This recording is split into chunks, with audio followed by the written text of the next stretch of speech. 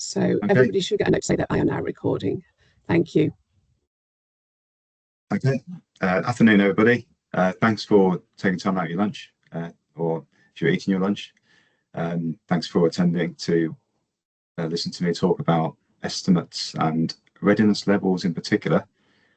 Why we're here is, if anybody has read How Big Things Get Done by Ben Flyberg, it's a very popular book. A lot of people talk about it.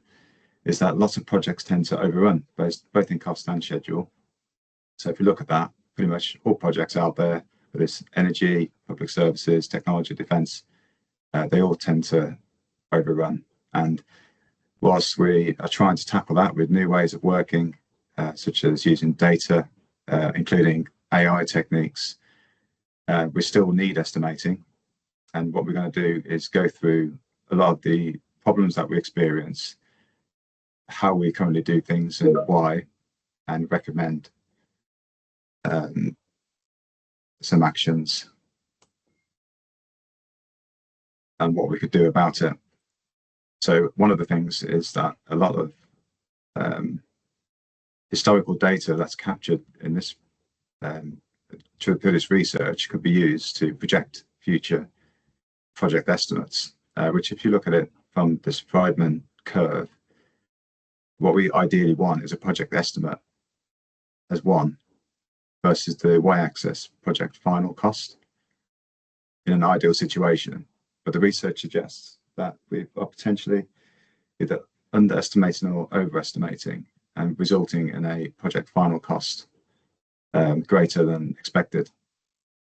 So we must be careful that if we were to use historical data, we're not using ones that are misunderstood or without context, because we could end up with project estimates that are of exceeding capacity, unaffordable, and result in underutilized resources.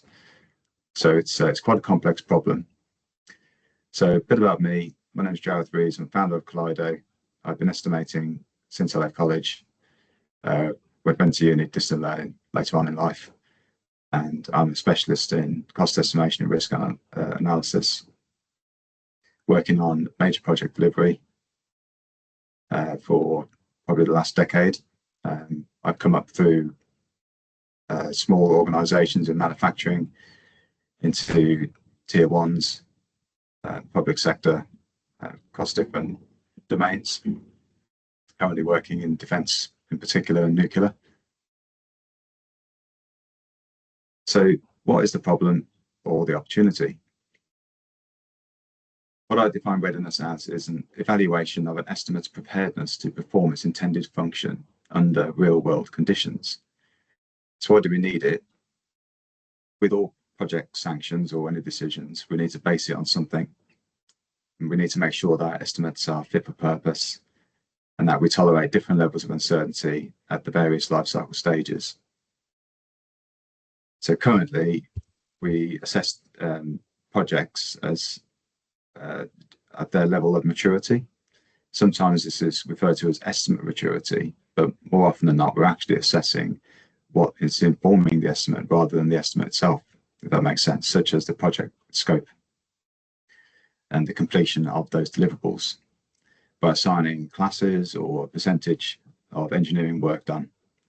But as we know, after sanction and once an estimate is completed, there's scope creep, there's conversation events, things happen, things move. We're in a highly volatile and uncertain period in this stage in time. So we need to get better at preparing our estimates for them to perform in the real world, hence the subject of this webinar. So how do we correlate maturity with these expected accuracy ranges and end use and methodology that we try to use these processes that have been written into codified project management over the decades? How do we start correlating it with the current environment? Is maturity and readiness the same thing? So let's get through that first. A lot of estimators on the call would be familiar with the estimate cone or funnel. This is an adaptation from the Government Accountability Office of the US. in estimating handbook, very good handbook. This funnel I particularly like because it shows the slight increase from the start of the project to when it finishes. So it shows you the breadth of uncertainty, and what we have there is a baseline and how that estimate grows as risks are realised until we get to an actual cost. So what we're looking at here is this prospective gap that we could close as early on as possible. But point made earlier, when an estimate is produced for a project, say sanction or a bid, a contract award, it doesn't get estimated again. So we need some through life estimating, and we need to be assessing whether the estimates that are sanctioned are ready to behave in the conditions through the life of the project itself. So I'm going to take you through a couple of maturity assessment examples we typically use in projects. One of them, probably one of the more well-known ones, is the AAC classification system. From personal experience, I've only seen this used wrong in the UK in particular, but it's not just in the UK where it's misapplied. Although it's a very good system to assess maturity of your estimate, it's often used to goal seek a predetermined accuracy range for various. It's misapplied in a number of ways. One of the most common one is there's a plus and minus percentage on there that you apply in costs that go into a Monte Carlo simulation. So it makes the process of modeling costs overly simplistic. For example, if you're at a certain stage to put together a budget at a later stage gate, like an FBC, for example, then you might be tempted to look up an automatic range that's provided from a recommended practice guidance. That's not really what it's for. It's just the expected policy range of ranges of the 80% confidence interval, which is basically the range between the P10, P90. So we must get away from that and make sure that we're not biasing the estimate uncertainty ranges when we put together an estimate. Another one is this I've taken out of the estimating handbook that was published by the APM jointly with the ACOST or CaSA now. And this was an example provided from BAE Systems. I'm unsure if it's still used, but these are maturity levels that's based on the definition of the scope, whether it's precise or poorly defined, and then some statements around the validation of the data itself. That's another approach. The same book, this approach was in here as well, where you ask the question and do a qualitative assessment, such as, is the estimate based on credible data, ? And weighting all of these questions by importance and scoring them, giving you a weighted distribution. So you could say this estimate needs to be 0.5, sorry, 5.0. But based on these weightings, it's 3.21, so it's not ready. However, as you can probably tell, it's a bit subjective over what's important and what's not, and how it's scored as well. Back on the classification example again, the way you would derive out a class is taking a similar approach that the Construction Infrastructure Institute in America, the CII, has a project definition rating index, where you would go through all of the project deliverables and check to see whether they are required, started, preliminary, defined, or complete, and put those in the table to find what class you're at. And that enables projects to make sure that every single artifact is within a column to fit that class where the estimate ought to be. For example, class 1, most documents are completely defined or sometimes complete.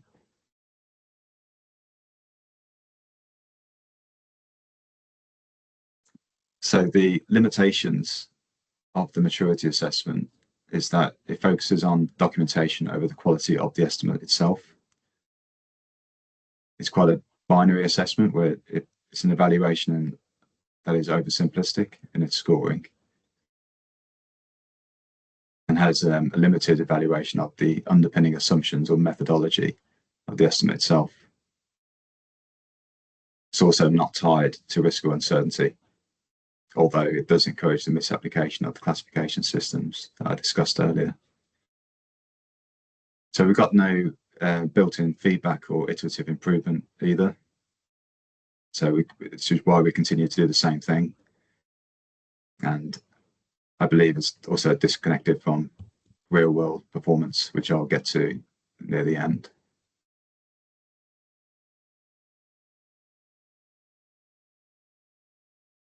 So now I'm going to take you through some existing readiness assessment examples. If anybody's worked in a systems engineering environment, you might be familiar with technology and manufacturing readiness levels. So here's an index of both of those alongside each other, where TOLs go from 1 to 9 and MOLs go to 1 to 10, and they're slightly stagnated through the life of the project. But they're managed together.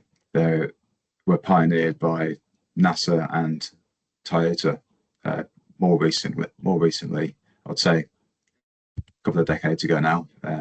It's quite mainstream. And what we have is readiness reviews through the life cycle of the project as well. So we could take some inspiration from that. So although this isn't practice in, say, construction or infrastructure projects, but for, as I say, systems engineering, this is quite common. So we could take inspiration from that to help define how ready our costs are, if there is correlation between the technology readiness of an item as well as the manufacturing state. Also, working in defence, over the years, there's the data readiness levels that the MOD use as well. I'm not sure if there's anyone from MOD on the call. I suspect there will be.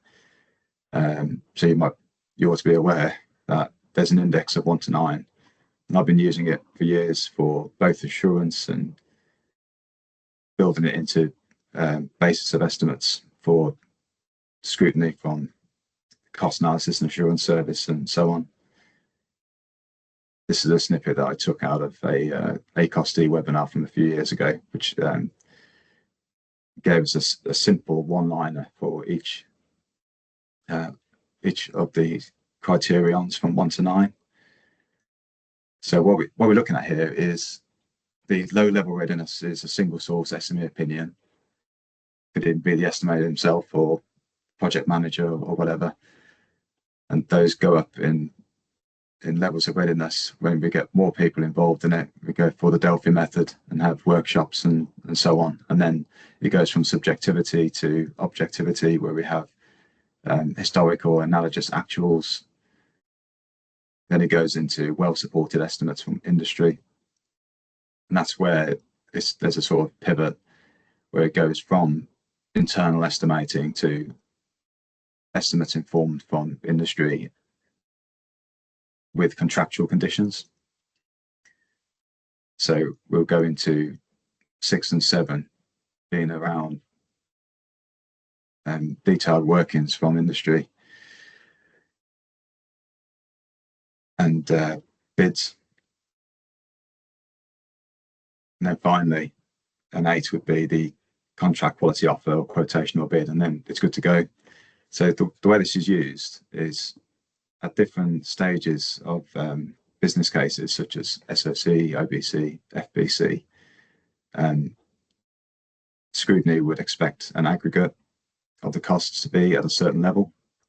So, for example, at FBC, all costs must be overall weighted at, let's say, a 7 or 8. Yeah, but that's not often the case, because there's some costs that could be not a 7 or 8, which therefore it would drag the aggregate down. And also the low ready costs could be very optimistic as well. So that's a problem that I've noticed. But I think the most important issue is that switch into assuming that an estimate from industry is better than an estimate from within, say, in this case, the MOD, a public department or delivery team. And thirdly, I'll point out that the 8 is a contract offer, but it's only an offer. It's not a valid in contract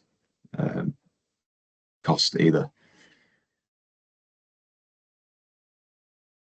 So that's what the MOD does regarding readiness. So I'm going to take you through a cost readiness levels example that I put together earlier this year and presented at the CaSA conference up in Manchester back in April, where I held a workshop and we had an interactive app where participants would go through 3 different examples of applying a more detailed readiness assessment over and above DRLs and addressing some of the limitations that I've just mentioned, which worked out quite well. I'm just going to take you through that. So firstly, the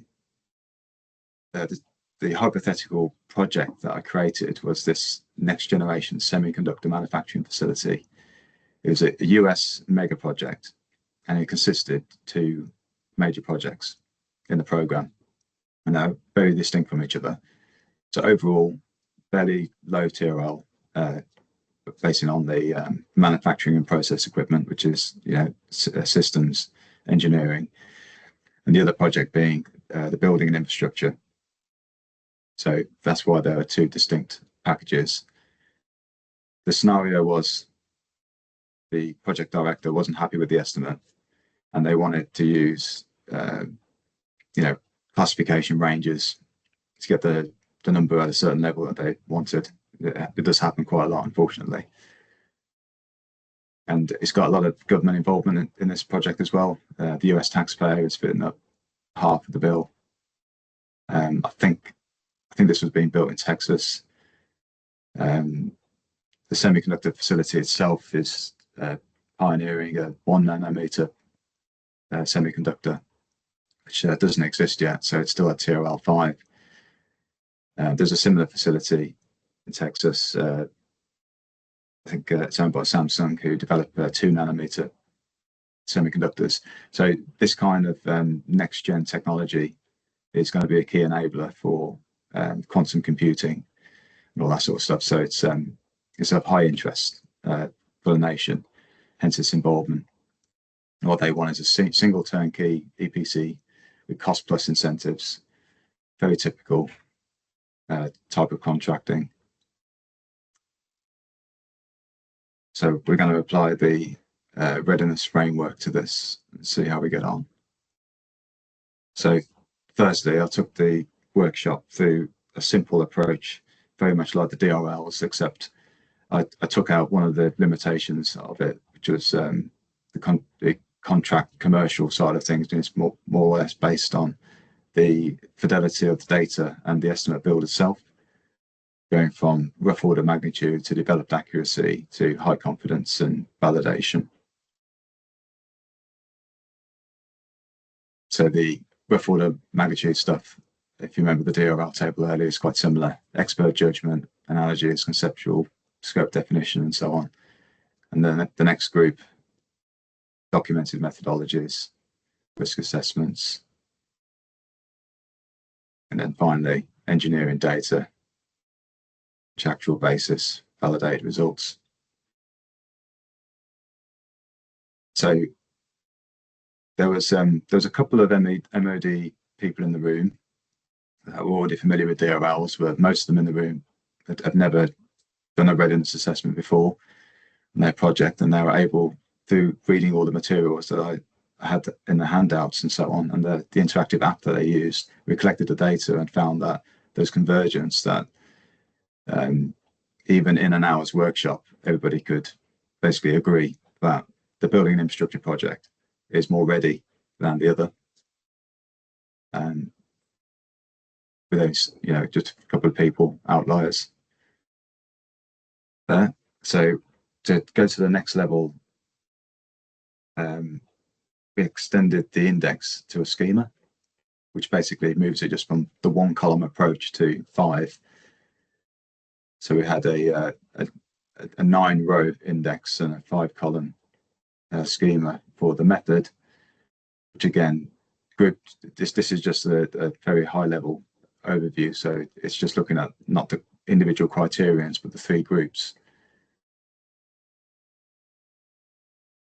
So we looked at the method between expert judgment, structured models, to parametric estimates and detailed validation, to detailed first principles and Monte Carlo simulation. We looked at the data quality from single points, limited data, to comprehensive actual costs, uncertainty and risk,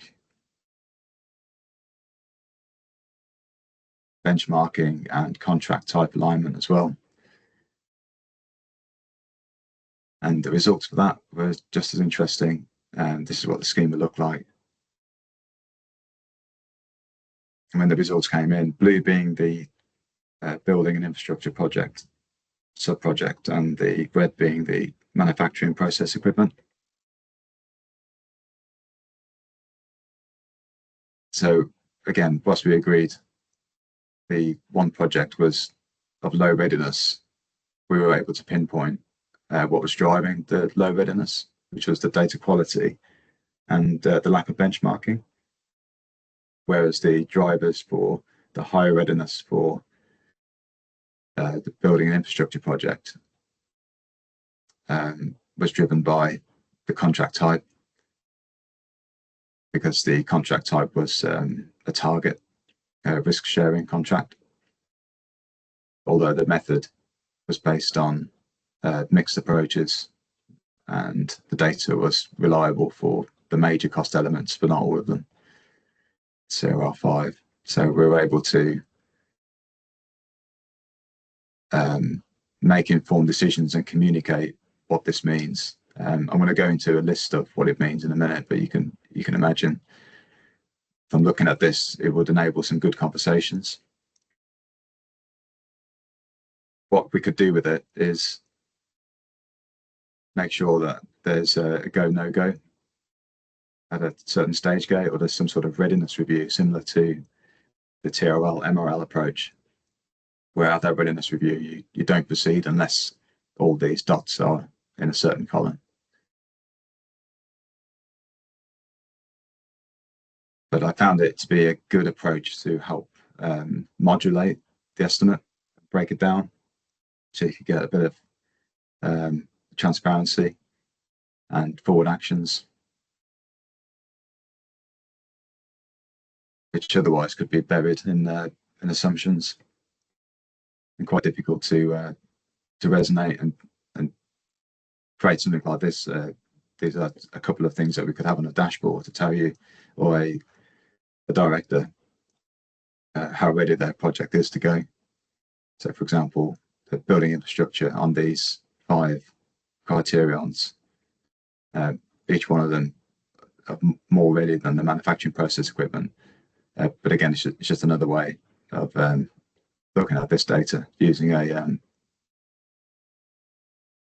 violin plot and a box and whisker, that sort of stuff. So evaluating some of this data and taking it a bit further, this is an example of a ICMS cost breakdown structure. That's the International Cost Management Standard.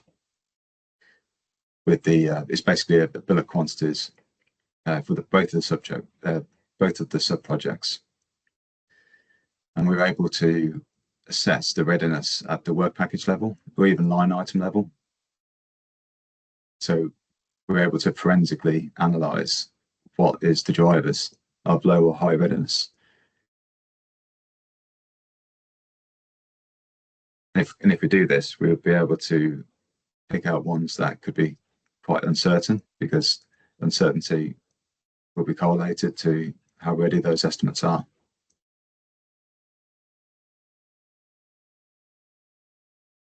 So these were some of the results at a very high level. These are just tables in numbers, obviously. The aggregate CRL was about 4 for the manufacturing process equipment, whereas the building and infrastructure is about 6. But looking at it the next layer down, like the level 2 of the structure, is the building services and utilities, has quite a high base cost, and it's contributing to quite a lot of variance because of the low CRL. So although overall it's a 6, weighted by the rest of the estimate, but down at this level you could see the building and service utilities basically comprising the M&E fit out is quite low. So rather than proceeding on the basis of it being just a 6, we could be highlighting this to say that could be a risk, that could be protected and ring fenced with contingency, or if we were to step into execution, that we estimate that at the appropriate time, assuming that M&E fit out would be later on, so we can start measuring things by proximity and understanding why.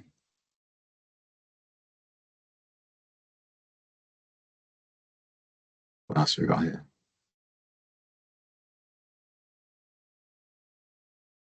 So this is sensitivity analysis on the bottom left, showing you that both the sub-projects have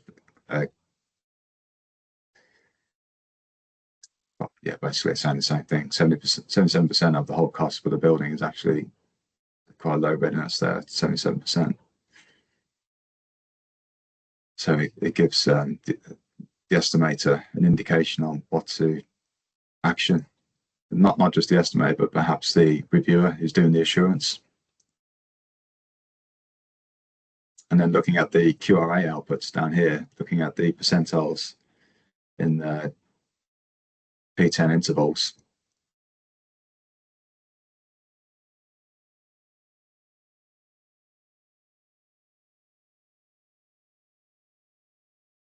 You can see that it's the manufacturing process equipment that's actually contributing to most of that P50.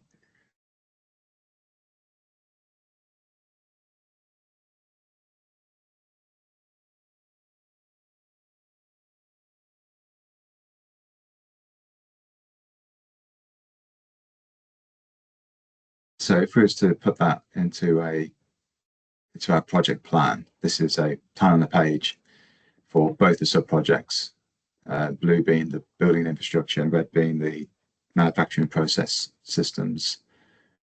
They've both got their own life cycle.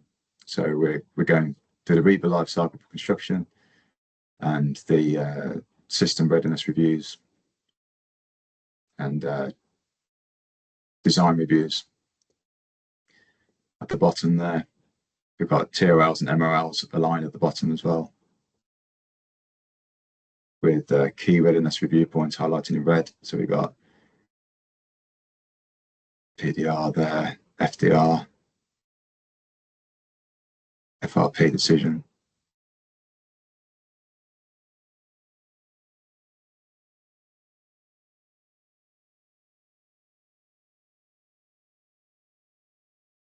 And then we're able to look at the costs over time to see that actually, if we were submitting an estimate, say at FBC, we would be looking at an aggregate CRL, but we'll be able to put those modular work packages in time. So therefore, we could add other review points within the project lifecycle to re-estimate and improve the readiness of the estimate before it's too late, rather than already spending the contingency and running out, or going into a contract which we don't have budget for. So it enables that through life estimating approach.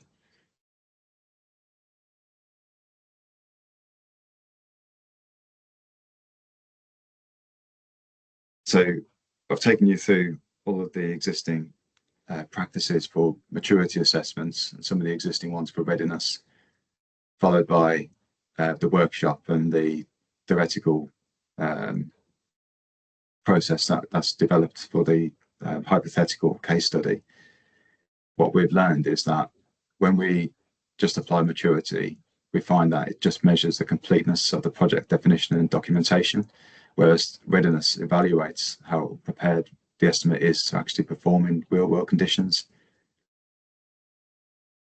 Using maturity is focused on the point of development at the life cycle stage, so it makes it retrospective. It's looking at how much your project design is up to that point, whereas readiness is focused on the capability to achieve intended outcomes. Again, mentioned earlier, maturity is usually it's weighted, or they use percentages on the deliverables, whereas readiness performs a validation approach and leads to risk reduction.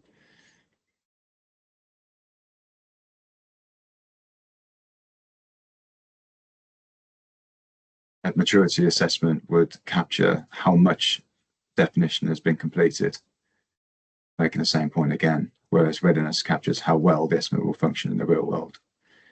So yeah, finally, we're moving from a retrospective assessment to a prospective assessment that typically aligns with deployment decisions.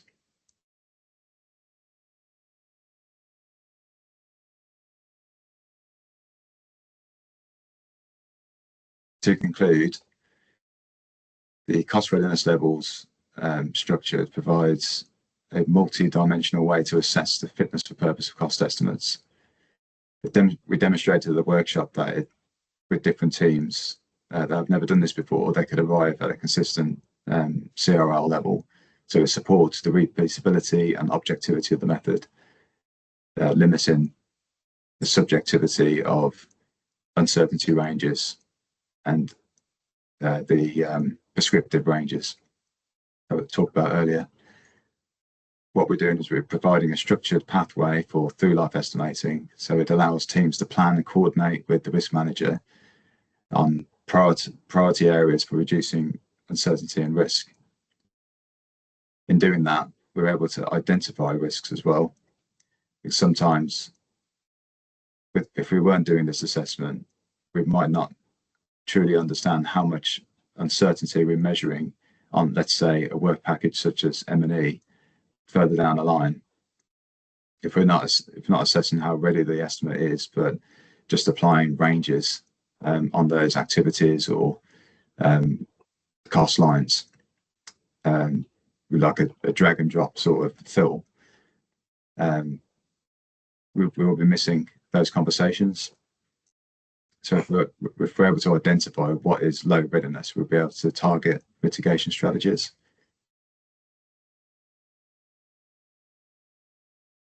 I think what's most important with this is communication, which is actually one of the fundamental reasons for the AC classification system. It's supposed to improve transparency and communicate the estimate. So with this readiness assessment, we'll be able to communicate simply to any stakeholder who would easily be able to understand this qualitative assessment, rather than talking about P numbers and sensitivity charts and merge bias. I don't know if anybody talks about that with their boss, but we're able to communicate simply and clearly on where and why an estimate is or isn't ready, and therefore improving stakeholder confidence. What's good about this is that it's a qualitative assessment that's really simple, but it complements the quantitative risk analysis as well, strengthening project preparedness.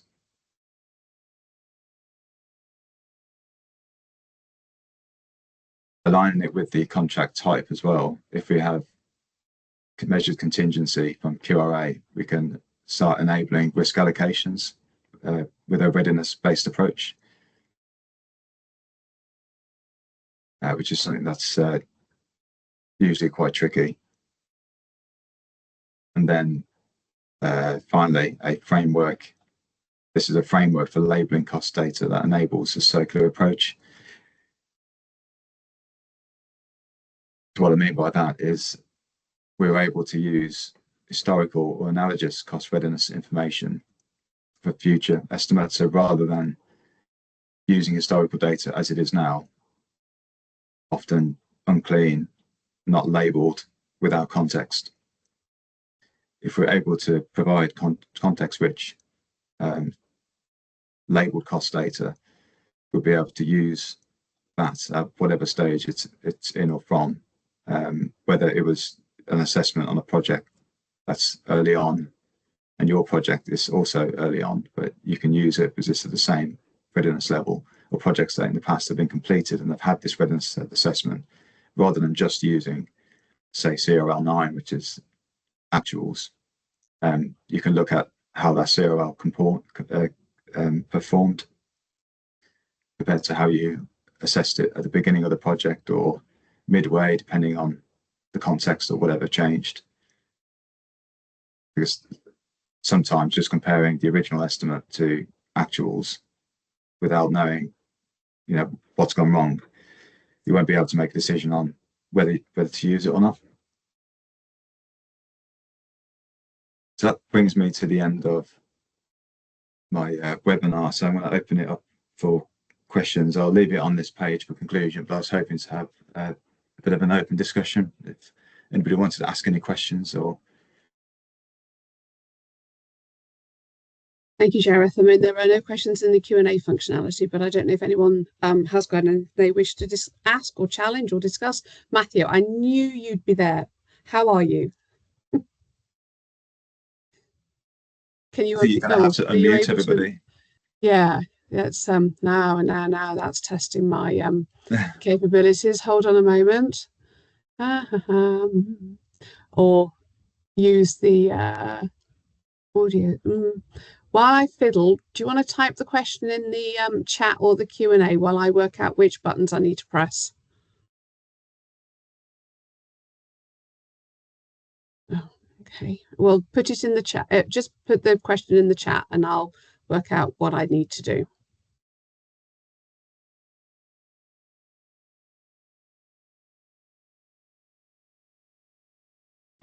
Yeah, hi Matt. Well, I'll wait for your question and to get there we go. I've unmuted you, I think. That work? Hello, Matt. Ooh, I can hear you. Excellent. Great pitch. Well, can't hear you, but I can hear there's volume. Yeah, it's quite faint.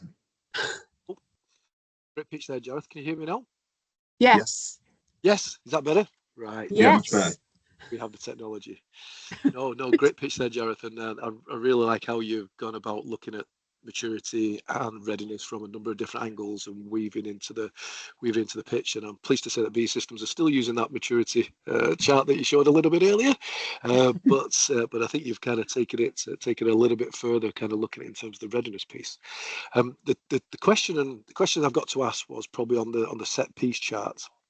The chart where you've got the cost readiness levels and the 5 or 6 different measures down the left-hand side. I don't know if you'd be so kind just to jump back to that chart if possible, please. And a couple of questions I've got there. It was that one, and then the one on the example. Which example? The example with the 2 dots. So you had the bridges. 2 dots. It was, if you go down one more or 2 more slides, please. I remember the 2 dots. That one. This one. Keep going. Sorry. Give me. Where was I? It was the dots that had the CRL levels across the top, the 5 or 6 different measures, and the two dots against each line. Oh, I see. Sorry. Right. There we go. There we go. Yeah. So, yeah, no, and this is the chart that I really like, and I guess the 2 questions I'd like to ask, and forgive me, I'll probably miss one of them in terms of the pitch. The kind of red dots to the blue dots is one expected levels, and one's what the actual project levels was. That the 2 measures. What this is is a hypothetical project that had two sub-projects in it. So blue is the building and infrastructure, whereas red is the manufacturing process and equipment. Okay, So forgive me. they're two distinct projects. So the equipment goes in the building, but they're both being built together. Okay, This is part of the workshop. So we did the assessment on the sub-projects at this level when we did the okay, schema. So this okay. was to show that these two projects are at different stages of readiness. And Right. again, furthermore, up these 5 criterions as well. Got you. So, okay, so the bit I was jumping to there was almost like an expected level and a level you're at, which I don't know. Okay, my brain's ticking a little bit in terms of how it could potentially be used in a slightly different way. And so that was, I guess, the technical question against the undertaking of it. The one bit now that I just test because I really like this. Like I said, I really like this approach. The one bit there is in terms of the solution maturity.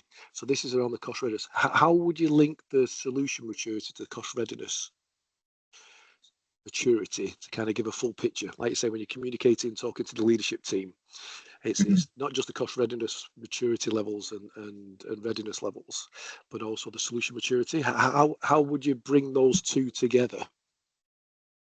Solution maturity being the percentage of deliverables complete. Like how complete is the design, for example?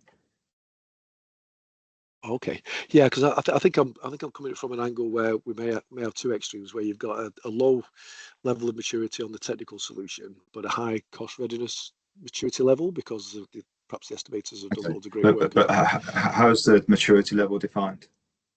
Is it And by that was scope definition, or yeah, that would was it my depend? question. Okay, Yeah, okay, to so get that full picture of maturity and readiness, obviously we've got the scope and the cost, but do we bring in the scope part of it alongside the cost?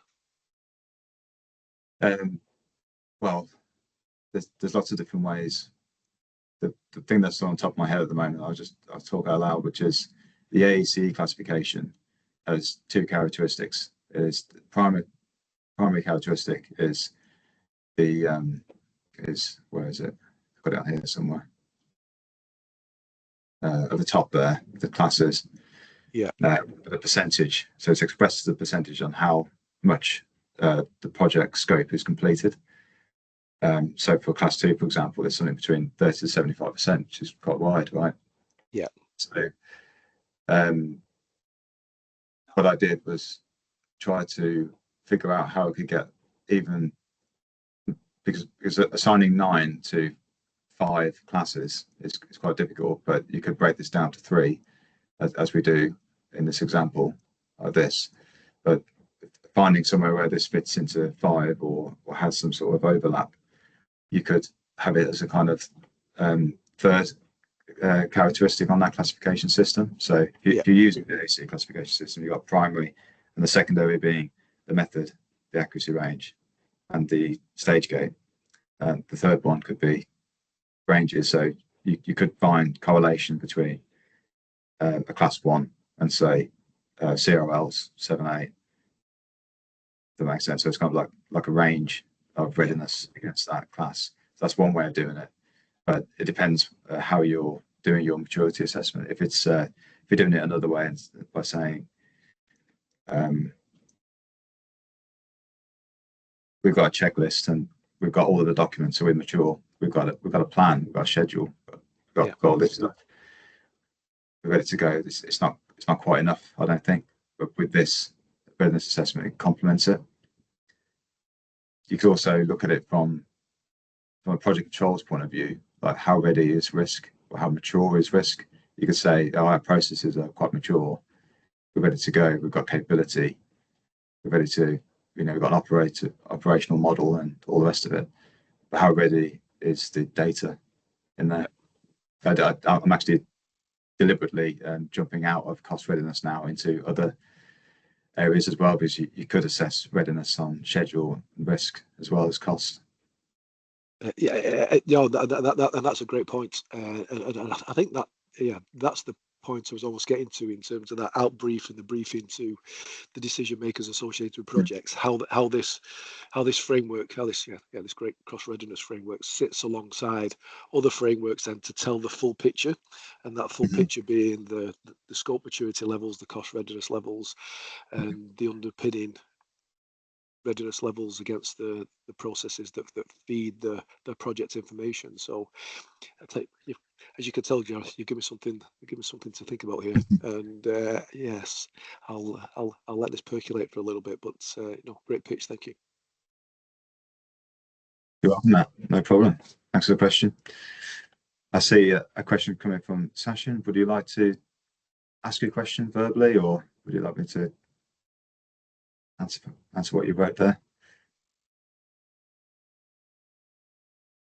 Sorry, there's me not on mute, and that doesn't help it, does it?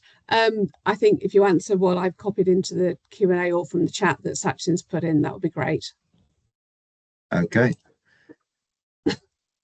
And yeah, he's confirmed that as well. He's in a busy office. Okay, no problem at all. So the question from Sachin was,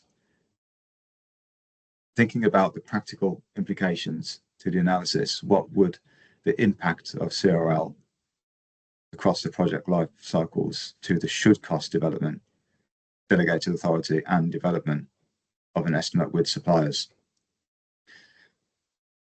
Give me a second.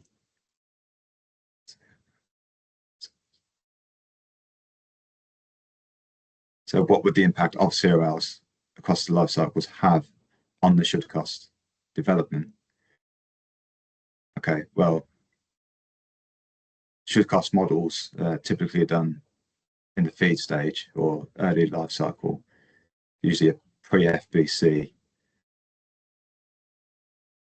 Then again, at a review note, you could have a should cost model.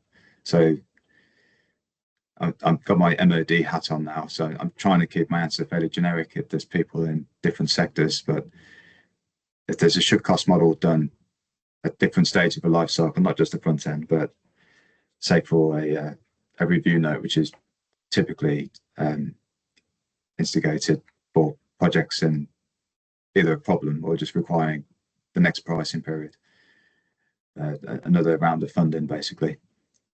So I think this would have a really useful impact across the life cycle, because not only at the beginning you'll be able to see what your cost data is telling you and how valid it is across the life cycles, you've got a means of actioning the lower level readiness, which might be nothing that can be done about it because of the proximity of the project stage or work package, as I was explaining earlier. So like the M&E one is a perfect one, because most of the time projects are sanctioned, they get to the final investment decision and it goes, and contingency is drawn down, and arguably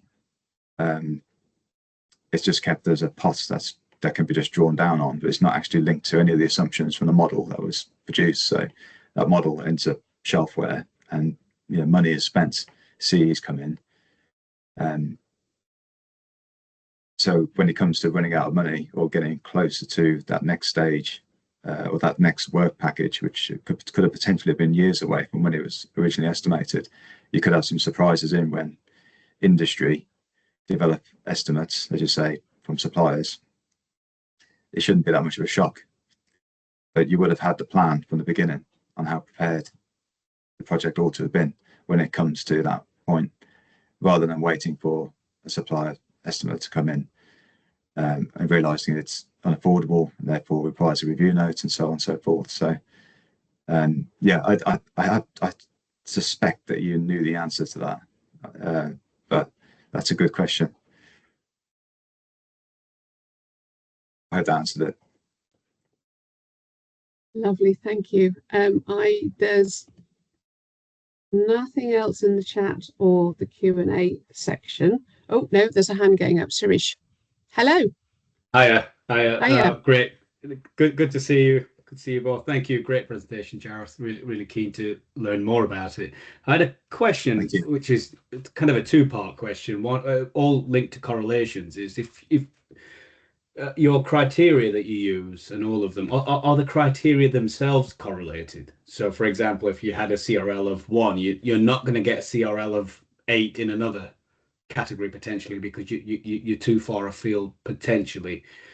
And I'll ask the other one very quickly is just taking that stretch further, that if you do a readiness level for cost and schedule, could they be correlated? It's the fact that if your cost readiness level is high but your schedule is low, it may be slightly disassembled, not quite right. Does it catch anything like that out? Yeah, great questions. Thanks. The first one was about the 5 criterions in the schema. Are they correlated with one another? So the method, the data quality, the contract type, and the risk and uncertainty assessment and the benchmarking, those 5 things. I would say no. I would say there are too many variables. I think, for one, risk and uncertainty is one of the key correlations that I can see from cost readiness levels from the examples that we went through. Again, the M&E fit out being a low readiness, okay, it's going to be highly uncertain then. So, because this isn't standard practice, this isn't what happens. The readiness assessments is not what's done to this extent. So it's only until we start collecting that data we'll be able to work out the performance of our estimates and then start correlating it to risk and uncertainty. That's what I had in my mind to that. But at the moment, I would say, to answer your question simply, with those 5, I think that they're not necessarily correlated with each other. Although, let me just pick another example, like contract type could be negatively correlated. If it's, say, an option F or something, that's because it's a SME opinion or whatever. So I was talking out loud here, but generally I don't think they are, other than the risk and uncertainty one. And then your other point about schedule readiness levels and risk readiness levels, I haven't explored that much further. I've focused on costs. And your question was, could a CRL correlate with an RRL or SRL? Yeah. I'd say only in the sense of the risk and uncertainty assessment on the CRL with the RRL, because maybe finding wide open uncertainty on something, you would be able to find hidden risks like I have on the screen here. The CRLs will find the hidden risks, so you start to see that correlation, and you would not want duplication, all that sort of stuff in terms of uncertainty and risk, discrete risk. So I think there's that in that sense, but with schedule, those estimates are different because they're in duration, but in a sense of, again, risk is right in the middle, because I'm thinking about prolongation because time is cost. So there could be correlation there as well. If you've got schedule readiness quite low, so therefore it's quite uncertain, but the cost is also uncertain, separate things. It could indicate that you're not just using one day rate, which has unknown reliability, against a measured uncertainty and duration, if that makes sense. So you've got like two lots of variables. That's a good question. No, it's really good to see. I mean, it's really nice to see. I mean, just as you've done, the evolution of what you've done is brilliant, right? So I won't take that away from it, but it's such a good diagnostic, I think. If we move it into that correlated space, it'd be a brilliant level of diagnostics to run on it, because you would see conflicts, potentially. I think so. But no, thanks, Jareth. It's really, really great to see the advancement. Thank you. I appreciate that. Thanks, mate. Lovely. I'm just looking at the time. Actually, we're on the 1:30 almost. I know my laptop is slightly out of sync to normal time, but we are almost on the 1:30 the hour. So thank you. I think there is probably only one slide, which is the promotion of what's going on within the authority. So I would just, thanks, Jareth. I don't know if you can make that full screen, but just to say our organising for our awards next year in May is absolutely full steam ahead at the moment. We announced call for papers yesterday. There is a deadline on that, but that's quite a few months away. We've had inquiries in already. We've got our headline speakers already confirmed. So call for papers. If you want to join Jareth and others that are on the call who have presented in the past, please feel free, have a look what is required to do and submit your nominations.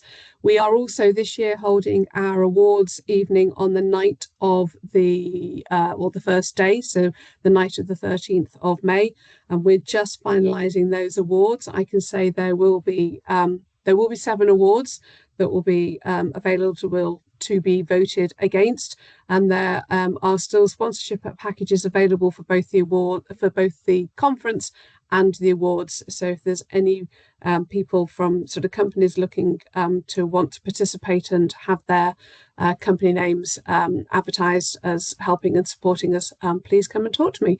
But I think I'll leave that there. Watch our website, watch updates on the website, LinkedIn, etc., as we announce and promote this news. And then the final announcement is Monday. There will be the relaunch of our accreditation process. So again, watch your inboxes for those of you that are members, and our newsletter that will give you further details. The website will have all the information on it and the respective links as to what you need to do, how you need to do it, what's changed, what's been updated. So a lot going on from the authority, all of which you will hear and see and have access to very shortly. Okay. Thanks, everybody. Thanks, Dawn. Thank you. And speak to you all soon.